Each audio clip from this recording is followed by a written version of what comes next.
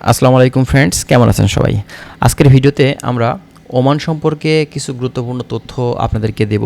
বর্তমানে বাংলাদেশ থেকে আমরা যে জিনিসটা দেখছি, ওমান সম্পর্কে আপনাদের প্রচুর পরিমাণে জানার আগ্রহ।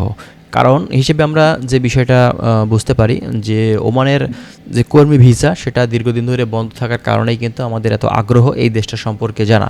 এই ওমান দেশটিতে আমরা কিন্তু দেখা যাচ্ছে প্রায় দীর্ঘ 30 মাস প্লাস আমরা যেতে পারিনি সাধারণ লেবার ক্যাটাগরির ভিসাতে। যদিও 2025 সালে মাল্টিপল ভিসা দিয়ে 6 মাসের সময়ের ভিসা দিয়ে কিন্তু আপনার কিছু মেট্রো রেল কোম্পানি আছে, আরও বেশ কিছু কোম্পানি ছিল যেখানে কিন্তু মাল্টিপল ভিসা দিয়ে নেওয়া হচ্ছিল।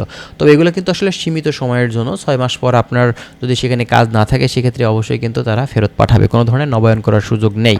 তো কথা হচ্ছে এখন সাধারণ লেবার ক্যাটাগরির ভিসার কী পরিস্থিতি, আসলে এই সাধারণ লেবার ক্যাটাগরির ভিসা কবে নাগাদ খুলতে পারে? দেখেন, ওমানের যে কোম্পানিগুলো সেখানে আছে বর্তমানে, ওমানের কিছু বাংলাদেশি কোম্পানি আছে, ওমানে কিছু সেখানকার স্থানীয় কোম্পানি আছে, বাইরের কোম্পানি আছে। এই কোম্পানিগুলোতে বাংলাদেশি কর্মী প্রয়োজন। তারা শুধুমাত্র বাংলাদেশ থেকে কর্মী নেয় না, তারা কিন্তু ইন্ডিয়া থেকে নেয়, পাকিস্তান থেকে নেয়, নেপাল থেকে নেয়, শ্রীলঙ্কা থেকে নেয়, বিভিন্ন জায়গা থেকে তারা কিন্তু কর্মী হায়ার করে থাকে। তো তারপরেও বাংলাদেশি যে কর্মী তাদের কিন্তু একটা সংকট সেখানে কিন্তু থেকেই যায়। কারণ বাংলাদেশি কর্মী কিন্তু প্রচুর পরিমাণে পরিশ্রমী, তারা কিন্তু হার্ড পরিশ্রম করে থাকে, সে কারণে কিন্তু বাংলাদেশি কর্মীদের সেখানে প্রয়োজন। তো এক্ষেত্রে আপনার সেই সব কোম্পানিগুলো বাংলাদেশ সেখানকার যে মূলত সরকার আছে, সরকারের কাছে কিন্তু কর্মীর জন্য আবেদন করেছে এবং গভর্নমেন্ট বলেছিলেন যে 60 দিনের ভিতরে কর্মীগুলো তারা কিন্তু বাংলাদেশ থেকে পুনরায় তারা হায়ার করবে। কিন্তু 60 দিনের মাথায় আপনার প্রায় 120 দিনের কাছাকাছি চলে আসছে, এখন পর্যন্ত নতুন কোনো আপডেট আসছে না।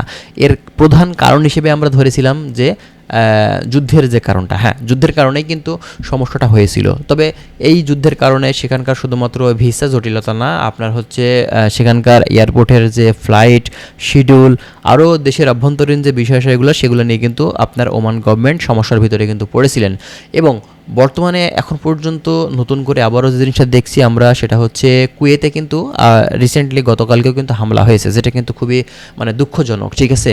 আর এই মিডল ইস্টের হামলার ব্যাপারটা আসলেই কিন্তু খারাপ এবং এই বিষয়টা আবারও কিন্তু আবার যে ভিসা জটিলতা সেগুলো কিন্তু আবারও বাড়িয়ে দিবে এবং ফ্লাইট জনিত সমস্যাগুলোও কিন্তু বাড়িয়ে দিবে এবং তাদের দেশের নাগরিকদের মূলত রক্ষার্থে, আপনার ফরেনারদের রক্ষার্থে অবশ্যই কিন্তু এয়ারপোর্টগুলো আবারও বন্ধ করে দিতে পারে।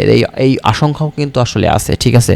তো এখন কথা হচ্ছে ভাই, দেখেন আসলে এই দেশটিতে সাধারণ লেবার ক্যাটাগরির ভিসা অনিশ্চয়তার ভিতরে কিন্তু আসলে আছে, এখন বলা যাচ্ছে না কবে কখন নাগাদ খুলতে পারে।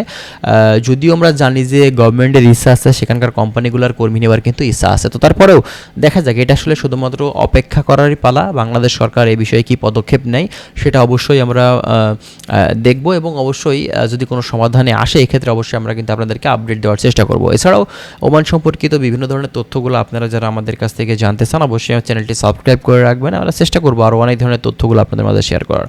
ভালো থাকবেন, আল্লাহ হাফেজ।